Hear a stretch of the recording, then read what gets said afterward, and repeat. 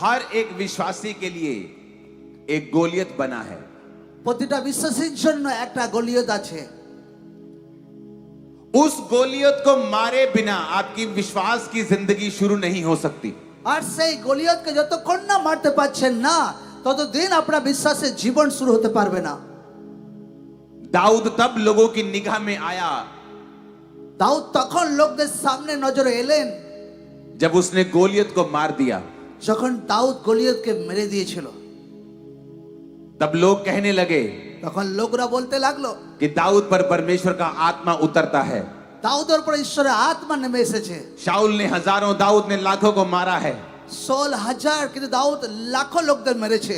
यानी दाऊद की जिंदगी की असली शुरुआत মানে দাউদের জীবনের অরিজিনাল শুরু হচ্ছে वो गोलियत के मारने से हुई थी।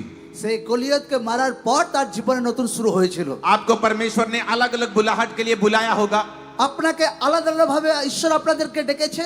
लेकिन वो कब शुरू होता है? एक ऐसा मोड़ जो आपकी जिंदगी और सेवकाई को, आपके जीवन को पूरी तरह से बदल देता है। কিন্তু কোন টাইমে শুরু হয় সেই জীবনের মোড় যে যার পর থেকে আপনার জীবন সম্পূর্ণ রূপে পরিবর্তন হয়ে যায়। जब आप अपनी जिंदगी में गोलियत को मारते हैं। যখন আপনি আপনার জীবনের সেই বাধা স্বরূপ গলিয়তকে খতম করে দেন। गोलियत शैतान जो है वो शारीरिक रूप में नहीं है। গলিয়ত যে আছে শয়তান যে আছে সে শারীরিক রূপে নয়।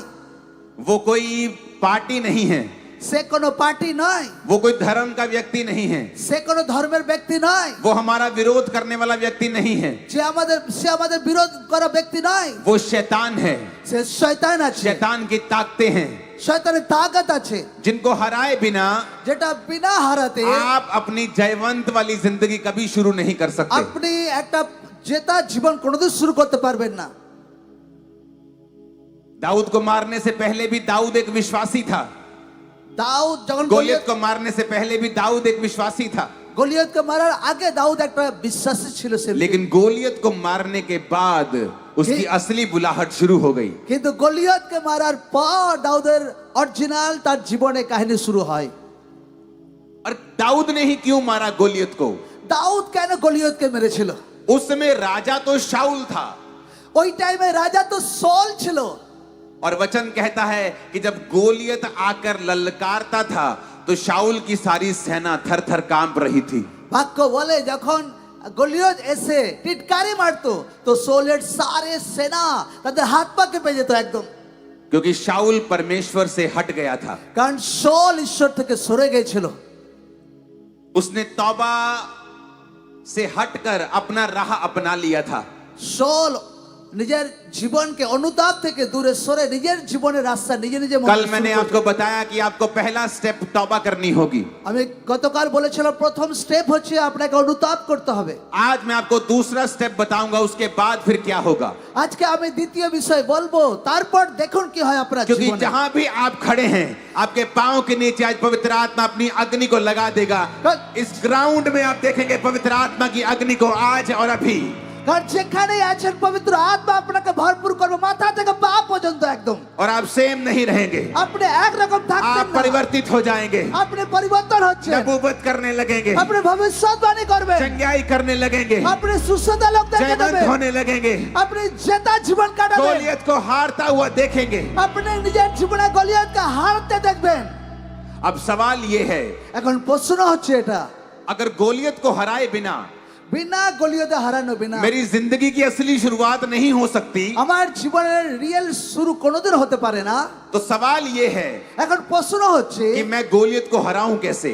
আমি সেই গলিয়তকে হারাবো কিভাবে? शाऊल के जैसा ऊंचा और लंबा पूरी सेना में कोई नहीं था। সোলের মতো তাদের সেনার মধ্যে এত উঁচু কেউ ছিল না। सभी शाऊल के कंधे तक आते थे, इतना लंबा था शाऊल। সোল রাজার কাঁধ পর্যন্ত সবাই লোক ছিল একদম। लेकिन जब वो गोलियत के सामने गया तो उससे डरने लगा, लड़ने की हिम्मत नहीं थी शाऊल में। কিন্তু যখন গলিয়তের সামনে সেই সোল গেল তো তার মধ্যে ভয় খাচ্ছিল সে, কারণ তার সঙ্গে লড়াই করার তাগত তার ছিল না। क्योंकि वो परमेश्वर के वचन से हट गया था, কারণ সে ঈশ্বরের বাক্য থেকে সরে গিয়েছিল। अपनी मर्जी करने लगा था, নিজের ইচ্ছাতে সে জীবন কাটাতে শুরু করেছিল। पवित्र आत्मा की सुनना उसने छोड़ दिया था। পবিত্র আত্মা সোনা সে ছেড়ে দিয়েছিল। लेकिन दाऊद কিন্তু দাউদ जो एक छोटा बच्चा, एक यंग बच्चा था, যে একটা ছোট্ট বাচ্চা একটা ছিল, एक टीन एज बच्चा था, একটা কিশোর বয়সের একটা ছেলে ছিল। जब उसने गोलियत को देखा, যখন সে গলিয়তকে দেখেছিল, उसने कहा, সে বলল, मैं इस गोलियत को, আমি এই গলিয়তকে जिस तरह शेर और भालू को मैंने परमेश्वर की कृपा से हराया था, जाबे- मैं इस गोलियत को भी हरा दूंगा। যে বাঘ সিংহকে ঈশ্বর আশীর্বাদ দ্বারা হারিয়েছিলাম, এই क्योंकि- গলিয়তকে হারাবো। क्योंकि दाऊद के ऊपर प्रभु का अभिषेक था, কারণ দাউদের উপর ঈশ্বর অভিষেক ছিল, दाऊद के ऊपर परमेश्वर का अभिषेक था। কারণ দাউদের উপর ঈশ্বর অভিষেক ছিল। कैसे आया वो अभिषेक? কিভাবে এসেছিল সেই অভিষেক? क्योंकि दाऊद तौबा के जीवन में रहता था, কারণ দাউদ অনুতাপ করেছিল, আর অনুতাপপূর্ণ জীবন সে उसने কাটাতো। मन फिराव के योग्य फल लाए थे। সে মন পরিবর্তনের যোগ্য সে ফল নিজের জীবনে এনেছিল। जंगल में भेड़ बकरियों को चराता था সে জঙ্গলে সে গরু ছাগল চড়াতো, और उसके भाई ऐश करते थे राजा की सेना में। আর তার ভাইরা আনন্দ উল্লাস করতো রাজার সামনে সেনাদের মধ্যে। शैतान बोलता होगा, শয়তান বলতো, ए क्या फायदा है यीशु मसीह को मानने का? এ কি ফায়দা আছে প্রভু যিশুকে মানার? अरे चल तू भी अपने भाइयों की तरह ऐश कर, क्या तू सारा दिन यीशु यीशु करता रहता है, भेड़े चारता रहता है, देख कितना ओस पड़ रहा है, कितनी बारिश हो रही है, कभी धूप पड़ती है, क्या तू बेकार सा काम करता रहता है? चल आ और बाकी अपने भाइयों की तरह ऐश कर। আরে দেখো তোমার কোনো ফায়দা হচ্ছে না, তুমি জঙ্গলে ঘুরেই বেড়াচ্ছ, চলো বাকি তোমার ভাইদের মতো তুমি আনন্দ উল্লাস করো একদম। लेकिन वचन कहता है ঈশ্বরের বাক্য বলে दाऊद परमेश्वर के साथ वफादार था, দাউদ ঈশ্বরের সঙ্গে বিশ্বস্ত ছিল, जंगल में भी प्रभु के साथ जुड़ा हुआ था। জঙ্গলে তো ঈশ্বরের সঙ্গে জুড়ে ছিল। जिस तरह एक विश्वासी की जिंदगी में जंगल का जीवन आता है, যেভাবে একটা বিশ্বাসী জীবনে জঙ্গলে জীবন আসে, यीशु मसीह भी बपतिस्मा लेने के बाद जंगल में गए और 40 जंगल का जीवन बिताया और 40 दिन उन्होंने रोजे रखे। প্রভু যিশু বাপ্তিস্মা নেওয়ার পর 40 দিন জঙ্গলে ছিলেন আর क्या है? উপবাসের সহিত কাটিয়েছিলেন। जंगल का जीवन क्या है? জঙ্গলের জীবন কি আছে? एक मुश्किल जीवन। এটা মুশকিলপূর্ণ জীবন। जंगल में जीना आसान नहीं होता, জঙ্গলে জীবন কাটানো অত আসান एक নয়, मुश्किल जीवन, এটা বহুতই কষ্টকর জীবন। एक ऐसा समय जब आपको प्रभु के लिए खड़े रहना पड़ता है, একটা এমন একটা সময় যেটা ঈশ্বরের জন্য আপনাকে দাঁড়াতে হবে, प्रार्थना करने के लिए भी गालियां सुननी पड़ती हैं, প্রার্থনার জন্য আপনাকে পরিবারে গালিগালাজ খেতে হয়, चर्च जाने के लिए भी 100 बातें सुननी पड़ती हैं, মণ্ডলীতে যাওয়ার জন্য লোকরা হাজার আপনাকে গালিগালাজ করে, समाज आपका इनकार कर देता है, আপনার সমাজ আপনাকে পরিত্যাগ করে, रिश्तेदार छोड़ देते हैं, আপনার আত্মীয়রা আপনাকে ছেড়ে দেয়, लेकिन आप परमेश्वर में खड़े रहते हैं, কিন্তু আপনি প্রভুতে দাঁড়িয়ে থাকেন, वफादार रहते हैं, আপনি প্রভুর সাথে বিশ্বস্ত থাকেন, निराशा दूर करने के लिए शराब पीने नहीं चले जाते, আপনি নিরাশার কারণে আপনি মদের ভাটিতে চলে যাননি, पाप करने नहीं चले जाते, আপনি পাপের দিকে যাননি। तो फिर आप उस अभिषेक को पाएंगे जो दाऊद ने पाया था। তারপর আপনি সেই অভিষেককে পাবেন যেটা দাউদ পেয়েছিল। और जब वो अभिषेक आएगा आपके ऊपर, যখন সেই অভিষেক আসবে আপনার উপর, कोई गोलियत टिकाना रहेगा यीशु मसीह के नाम में। আপনি সেই গলিদের মতো সেই শয়তানকে হারিয়ে ফেলবেন। वो बीमारी का गोलियत, সেই রোগ স্বরূপ সেই গলিয়ত, कर्जे का गोलियत, সেই ঋণ স্বরূপ গলিয়ত, फाइनेंशियल ट्रबल का गोलियत, সেই আর্থিক সমস্যার স্বরূপ গলিয়ত, परिवार की मुश्किलों का गोलियत, পরিবারের সমস্যার স্বরূপ গলিয়ত, सारे गोलियत आपके पांव के नीचे होंगे। সমস্ত গলিয়ত আপনার পায়ের নিচে In the হবে। mighty name of Jesus, वो आपके प्रभु- पांव के नीचे होंगे। প্রভু যিশুর জীবিত নামে আপনার পায়ের নিচে হবে। आपको क्या चाहिए? আপনার জীবনে কি চাই? सिर्फ मसा चाहिए। শুধু অভিষেক চাই। मैं कल आपको ये वचन नहीं दे सकता था, আমি গতকাল আপনি এই বাক্য আমি আপনাদের দিতে পারিনি। कल मुझे आपको तौबा का वचन देना था। গতকাল আমি অনুতাপের বাক্য দিয়েছিলাম। अभिषेक पाने से पहले तौबा करना जरूरी है। অভিষেক পাওয়ার আগে অনুতাপ করতে হবে। जब आप तौबा करते हैं, যখন আপনি অনুতাপকে করেন, प्रभु के साथ मेल मिलाप करते हैं, ঈশ্বরের সঙ্গে মেলমিলাপকে করেন, तब आप তখন আপনি काबिल बन जाते हैं আপনি যোগ্য হয়ে যান कि परमेश्वर के सामने आप चले जाएं যে ঈশ্বরের সামনে আপনি চলে যান, और वो अपना अभिषेक आप पर उंडेल दे। আর সেই ঈশ্বর আপনার তার অভিষেককে আপনার प्रभु উপর ने ঢেলে कहा, দেয়। ঈশ্বর বলেছেন अंत के दिनों में मैं अपना आत्मा শেষ দিনের পর আমার আত্মা सब मनुष्यों के ऊपर उंडेलूंगा। সব লোকদের উপর ঢেলে দেব। बेटे बेटियां भविष्यवाणी करेंगी, আমার পুত্র কন্যাগণ ভবিষ্যৎবাণী বলবে, पूर्णीय स्वप्न देखेंगे, আর প্রাচীনেরা স্বপ্ন দেখবে, जवान दर्शन देखेंगे, যুবকেরা দর্শনকে দেখবে, और ये सब होगा। আর এগুলো সব হবে। और जब ये अभिषेक आता है যখন এই অভিষেক আসে तो जिंदगी सेम नहीं তো रहती, জীবন কখনো একরকম থাকে না, सेवकाई सेम नहीं रहती, সেবা কার্য কখনো একরকম থাকে না, बिजनेस सेम नहीं रहता, ব্যবসা করতে একরকম একরকম থাকে না, परिवार सेम नहीं रहता, পরিবার কখনো একরকম থাকে না, मानसिक जिंदगी सेम नहीं रहती, মানসিক দুশ্চিন্তা কখনো একরকম থাকে না, शारीरिक जिंदगी सेम नहीं रहती, শারীরিক জীবন একরকম থাকে না, शरीर भी सेम नहीं रहता। শরীর ও একরকম থাকে না, वो परफेक्ट होता जाता है, সেটা একদম সিদ্ধ আর পারফেক্ট হয়ে যায়, আর ज्योति फिर बढ़ती जाती है, आशीष बढ़ती जाती है। নিজের জীবনের প্রকাশ বাড়তে থাকে, আশীর্বাদ বাড়তে থাকে। क्या उस अभिषेक को पाने के लिए आप तैयार हैं? সকালে সে অভিষেক পাওয়ার জন্য রেডি? मुझे आवाज नहीं आई है, तैयार है क्या? আমি শুনতে পাচ্ছি না, তৈরি আছে সবাই? मैंने कहा क्या आप उस अभिषेक को पाने के लिए तैयार हैं? এই সকল অভিষেক পাওয়ার জন্য তৈরি? कल आपने तौबा कर ली, কালকে আপনি অনুতাপ করেছেন, आज आप प्रभु से अभिषेक को पाएंगे। আজ আপনি ঈশ্বরের কাছ থেকে অভিষেককে পাবেন। अगर आपको डिप्रेशन है, যদি আপনার দুশ্চিন্তা অ্যাটাক করে আপনাকে, इस अभिषेक के कारण এই অভিষেকের কারণে डिप्रेशन का जुआ खत्म हो जाएगा, टूट সে जाएगा, नाश हो দুশ্চিন্তার जाएगा। সমস্ত বন্ধন ভাঙা চূর্ণ হবে। चाहे वो 5 फन का जुआ है, চাহে বন্ধনের সে বন্ধন হোক, वो कोई भी जुआ क्यों नहीं है, যা কিছু বন্ধন আপনার জীবনে কাজ করছে, अभिषेक के कारण तोड़ दिया जाएगा। অভিষেকের কারণে আজকে ভাঙা চূর্ণ হচ্ছে। वचन कहता है ঈশ্বরের বাক্য বলে अभिषेक के कारण, অভিষেকের কারণে, इसलिए नहीं कि तू ऊंचा और लंबा है, এই জন্য বলেন যে তুমি বহুত উচ্চ লম্বা तू আছো, अमीर है, তো বহুত তুমি तू पढ़ा लिखा है, তুমি অনেক শিক্ষিত আছো, तुझे बाइबल की सारी नॉलेज है। তোমার বাইবেলের সমস্ত নলেজ আছে। लोग सब्जेक्ट के रूप में बाइबल पढ़ते हैं, লোকরা সাবজেক্ট হিসেবে লোকরা বাইবেলকে পড়ে, उनको बाइबल की पूरी नॉलेज है, বাইবেলের পুরো নলেজ আছে, तब भी पवित्र आत्मा का 1% भी अनुभव उनको नहीं है। তার সত্ত্বেও পবিত্র আত্মার 1% ওনার জীবনে অনুভব হয় না, उनको कोई अनुभव नहीं है पवित्र आत्मा का। তার জীবনে কোনো অনুভব হয় না পবিত্র আত্মার। ये अनुभव परमेश्वर उन लोगों को देना चाहता है এই অনুভব ঈশ্বর সেই সমস্ত লোকদেরকে দিতে চায় जिन्होंने तौबा की है, যে অনুতাপ করেছে, जो उसके बेटे और बेटियां हैं। যে তার পুত্র আর কন্যা আছে। क्योंकि जब ये अभिषेक आपकी लाइफ के ऊपर आएगा, যখন সে অভিষেক আপনার উপর আসবে, आप पूरी तरह से परिवर्तित हो আপনি जाएंगे। সম্পূর্ণ রূপে বদলে যাবেন। मेरे को ऐसा मानसिक रोग था আমার জীবনে এরকম দুশ্চিন্তা অ্যাটাক করতো, कि जलंधर के, पंजाब के बड़े बड़े डॉक्टर्स भी इलाज नहीं कर पाए थे, জলন্ধরে পাঞ্জাবে বড় বড় ডাক্তারের ট্রিটমেন্ট করেও কোনো লাভ হয়নি, क्योंकि उस चीज का इलाज है ही नहीं है कोई। কারণ সেই রোগের কোনো ট্রিটমেন্ট ছিল না। नशे की दवाइयां, আমি নেশার ওষুধ, काउंसलिंग, অনেক কিছু কাউন্সিলিং এর বিষয়, समझाने की कोशिश करना, লোকরা আমাকে বোঝাতো, समझाने की कोशिश करना, লোকরা আমাকে বোঝাতো, पर कोई फायदा नहीं, কিন্তু কোনো লাভ হয়নি, उसका कोई फायदा मेरी लाइफ কোনো में नहीं ফায়দা हुआ। হয়নি আমার জীবনে। लेकिन जब अभिषेक मेरी जिंदगी के ऊपर आया, যখন অভিষেক আমার জীবনে वो এসেছিল, डिप्रेशन हवा में गुम हो गया कहीं। সে দুশ্চিন্তা একদম 1 সেকেন্ডে গায়েব হয়ে গেছিল। 19 साल हो गए हैं आज वो डिप्रेशन को गायब हुए हुए। 19 বছর হয়ে গেছে আজকে আমার জীবনে কোনো দুশ্চিন্তার অ্যাটাক আসে না। मसीह में आने के बाद भी मैं उस डिप्रेशन से जूझता रहा हूँ, প্রভুতে আসার পরও সে ডিপ্রেশন একটু তাঙ্গ করতো আমাকে, लेकिन जब अभिषेक मेरे ऊपर आया तब सब कुछ बदल गया। কিন্তু যখন অভিষেক আমার জীবনে এসে গেছিল সবকিছু বদলে গেছিল। मसीह में आना सब कुछ नहीं है, প্রভুতে আসাতে সবকিছু পরিবর্তন হয় না, সাথে तौबा সাথে सब कुछ नहीं है।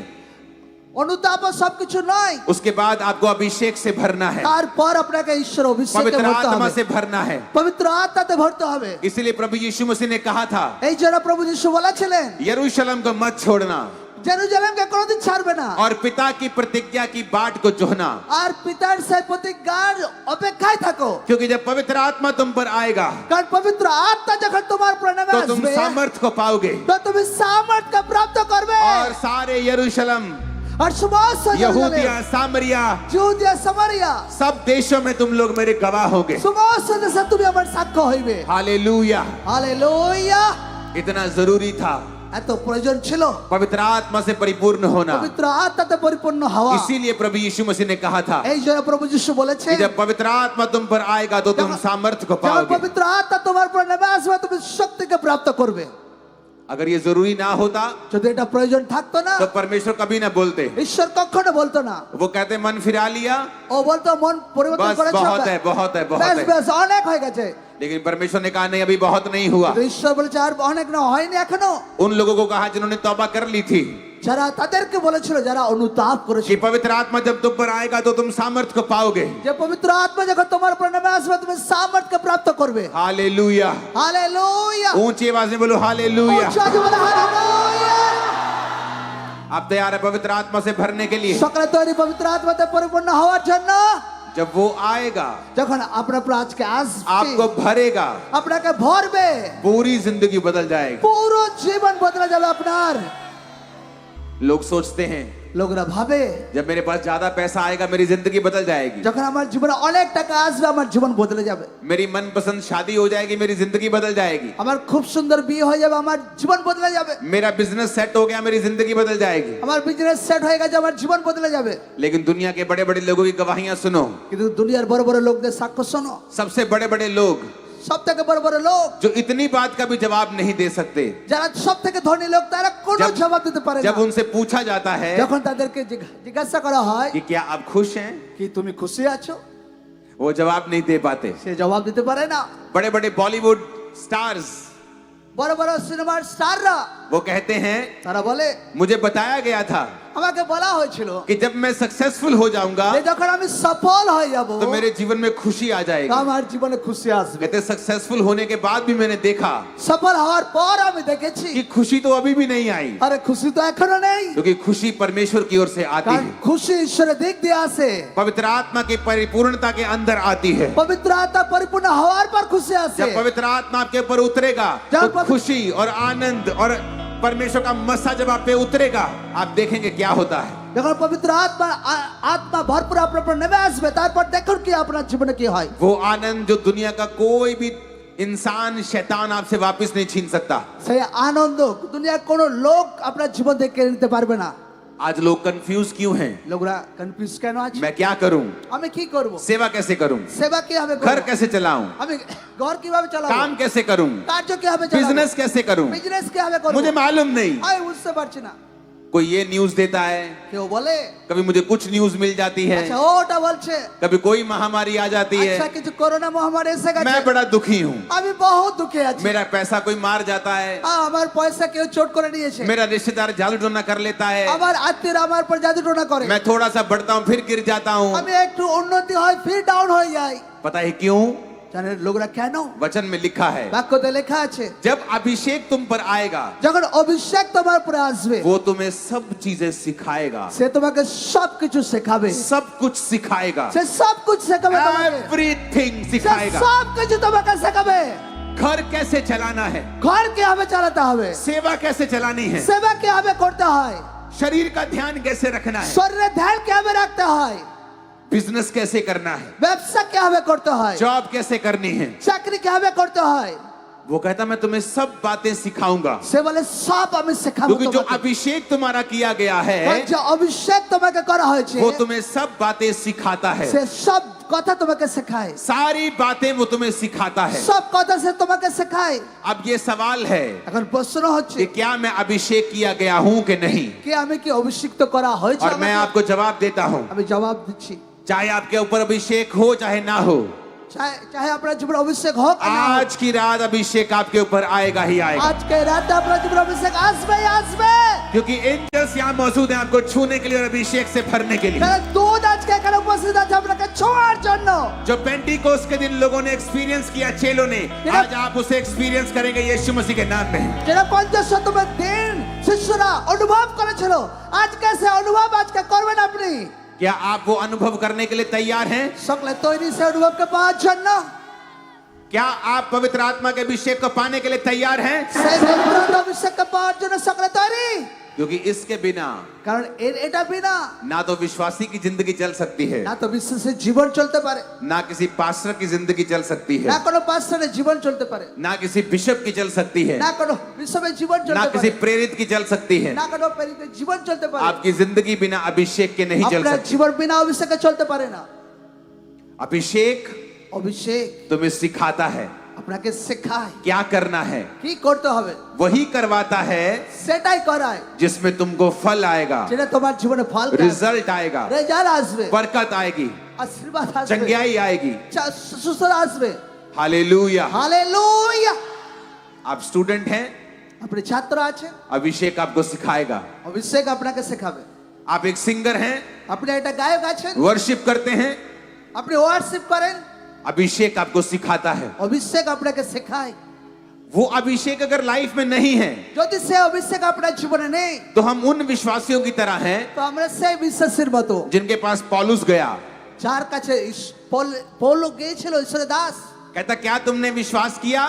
কি তোমরা বিশ্বাস করেছিলে? कहते हाँ किया। হ্যাঁ করেছিলাম। क्या तुमने पवित्र आत्मा पाया? কি তোমরা পবিত্র আত্মা পেয়েছো? कहते नहीं पाया।